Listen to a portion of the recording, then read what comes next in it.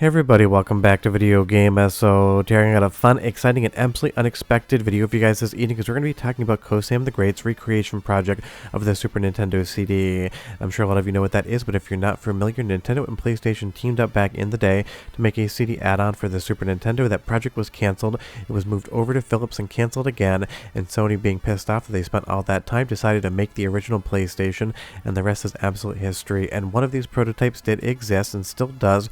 It changed hands a few times, I believe, in private collectorship, and a few people have asked me if I was going to pick it up, and honestly, I think you must imagine I have more money than I really do. It was definitely not in my budget, but there's things that can be done out there, and a modder Cosam the Great, who's already worked on some Neptune stuff, is recreating the PCB just because there is a case designed now to fit it in.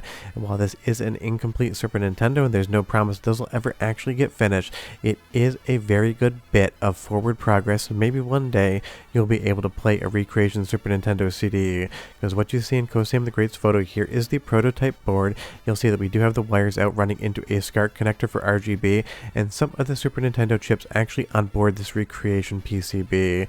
There's different spots on the board for different components, and we'll go over the board in just a moment because a full photo is out. But to say this is exciting would be an understatement. If someone could actually recreate the Super Nintendo CD, we'd be able to play some incredible homebrew games on that. And again, if you're ever wondering why the Philips CDI had so many janky Mario and Zelda games on it, that is because when Nintendo canceled the deal with PlayStation and Sony and moved over to Philips, they granted them the license to make Nintendo games. And even though we never saw a CD add-on, you did see games over on the Philips CDI side of things, like Hotel Mario. This is just because Nintendo granted them that license, even though they canceled the project. It really seemed like Nintendo was just shopping around to try to get a CD attachment for their Super Nintendo and going to any company that would listen, and canceling the project right when it got close to completion. And we know with the Nintendo 64, Nintendo would never get to a CD-ROM system until the GameCube, and even then they went with the mini DVD format, so it seems like they were really hesitant to go to optical media fully until they actually got to the Wii, and that's why the projects were condemned. Nintendo just didn't feel that it was right for them, but that's why stuff like the Super Nintendo CD prototype still exists out there in the world. That one unit and the ROM cartridge that boots up the BIOS is going to be very important as well. But Cosam the Great also posted a photograph of the PCB that they were working on, and that's down to the fact that West Mods actually took the time to be able to recreate the entirety of the Super Nintendo CD prototype case. Now the question is this the case design that would have shipped when it came out? We really don't know. This could just be still at the prototype stage, but it's such an iconic shape and design, and the fact that the 3D printable files or injection molding files are out there in the world and you can recreate your own is again another feat of preservation. Imagine one day putting a Super Nintendo CD recreation board inside of this shell and being able to boot games both off cartridge as well as CD for the Super Nintendo. Now it's not really going to give it any new graphical capabilities. It is just a CD-ROM attachment. It's unlike the Sega CD as far as I know. It's not giving it any more features, just allowing for bigger game storage and Redbook audio, something like the MSU1 chip except on a CD instead, but it is still really exciting. Now if we take a look at Cosam's the Great PCB right here, you're going to see it's laid up in different sections, and I will go over those with you. First up is the CD-ROM section. This is obviously where all of the different chips that would be able to handle that CD data would come in, and of course it's not like this is a finalized design from Sony or PlayStation or Nintendo. It was something that was work in progress, and we have the standard issue parts of a Super Nintendo: the power, the video, the audio, and all the other chips that could be harvested from an original Super Nintendo machine. Then you have the rear panel where you'd have everything like RGB out and all of the different video signals that you would see on the Super Nintendo CD prototype. So this is a full recreation board. Unless it needs any revisions, you could populate this, and so long as you had the software to go along with it, you'd be able to actually play Super Nintendo CD. Now Cosam the Great is very clear that this is not guaranteed to be a finished product. Obviously this is exciting and forward thinking, but there's a lot of steps between where we are right now and where it would need to be, and one of those is going to be the CD hardware. This is a photograph of the CD-ROM drive from Engadget when this was actually being previewed, and it is not a finalized design, nor is it off the shelf from Sony as far as collectors can tell. They've looked at a lot of different PCBs from the CD-ROM drive of the era, and they can't find anything that seems to match. And there's definitely some indicators that this is a prototype. You're going to see that Sony chip there, but there's also a bodge wire on the board as well as the number 2 on a sticker, which is going to be very important, and I'll explain why. I've seen these before on prototype hardware, including some that I've had in my collection or still do, and that's kind of basically the demarcation as to what test evaluation unit this is. Because when I talked about the Panasonic 3DO M2 development kit, as well as the engineering samples right before the console was going to manufacturing, we saw something very similar, and that's why I was very well aware when I saw that too what it probably meant. And again, prototype hardware is so fun, and the idea that someone could recreate a Super Nintendo CD is even more fun. It is a console that fascinates everyone still to this day, and if there was even the chance to play a recreation, people would absolutely love that.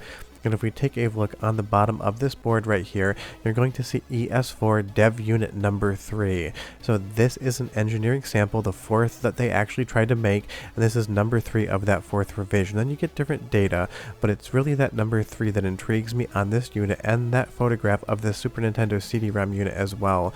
Because when we get inside, you're going to see different chips as well as a bodge wire down below, and those usually mean that there is a problem, and they had to bodge it to make it work. And you see the number 3 also on that memory card slot matching up. This is basically near identical to the sticker you see on the Super Nintendo CD-ROM drive, and that's how you know that it is an engineering sample and wasn't fully finished. And again, bodge wire is just because they missed a trace or misrouted it during the actual PCB layout process, so it's not surprising to see a bodge wire in the photograph of the Super Nintendo CD-ROM drive either, in the top right hand corner just to the right of that Sony chip. So this would definitely be something that would have to be worked out, how to actually get the Super Nintendo CD to read CD data along with the ROM cartridge so that you could actually ingest it in. But Cosam the Great is no slouch here, because he went ahead and recreated the entirety of a Sega Neptune, which would be a Sega Genesis and a Sega 32X all combined into one. It was a plan that Sega had back in the day to release a standalone console, and obviously that never happened. Now this is quote unquote easier than recreating a Super Nintendo CD, and I use the word easy very lightly because this is absolutely an insane effort. It is just easier because all of the chips actually exist to source from. You can take apart a Sega Genesis, you can take apart a 32X, harvest the components inside, and put them back onto a custom PCB. But making a custom PCB that would function and actually be a Sega Neptune in and of itself is an absolutely epic lift. Because think of it this way, back in the day at Sega or Nintendo, there's absolutely entire engineering teams working on stuff like this. It was not one person doing it in their spare time, so the fact that this works is just absolutely shocking.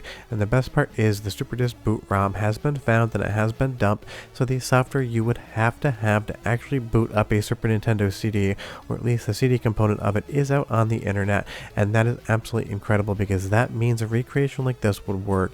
You don't have to go in software and try to recreate the boot ROM.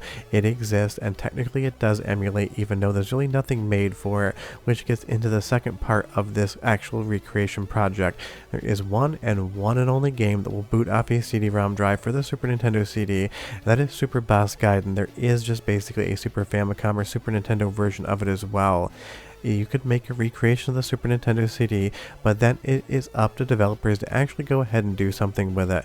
But you know full well they would. We have so many MSU1 ports, we have so many different enhancements that people use that chip with. If you actually offered this out to developers and they knew there was an audience out there, people would start playing around with it. You'd probably start seeing ports of Super Nintendo games with Redbook audio that would run on a recreation Super Nintendo CD, and that would be absolutely exciting.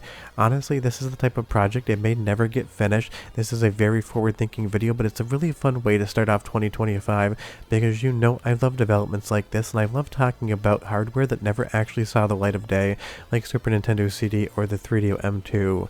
I've always been fascinated by canceled consoles, sometimes more so than the actual release hardware that's out there. So the idea that one person is working on recreating the entirety of the Super Nintendo CD on a modern PCB is just absolutely wild. That is to say, there may only be one unit that ever gets made, maybe there'll be hundreds of units. Cosam the Great does seem to open source all their PCB designs, so maybe in a year or two, if this actually functions, you can just go on PCB Way, you can go ahead and print your own circuit board, solder everything up at home, and go ahead and play a Super Nintendo CD, and that would be one of the wildest things I think I've ever seen in video game preservation, actually resurrecting a canceled console into a console that people could develop for and games could run on. Or maybe this is just going to be a proof of concept and we'll never see anything else, but it's the type of stuff I love talking about, so of course I was going to make a video on it. Leave me a comment down below. Do you remember the previews of the Super Nintendo CD back in the day? I remember reading gaming mags when I was a kid, and I remember being super excited about it and definitely disappointed it got cancelled. Not so much so then the 3DO M2, that was definitely my white whale, but I have that now, so maybe soon I'll have a Super Nintendo CD. But we're done. I'll see you next time. Bye-bye.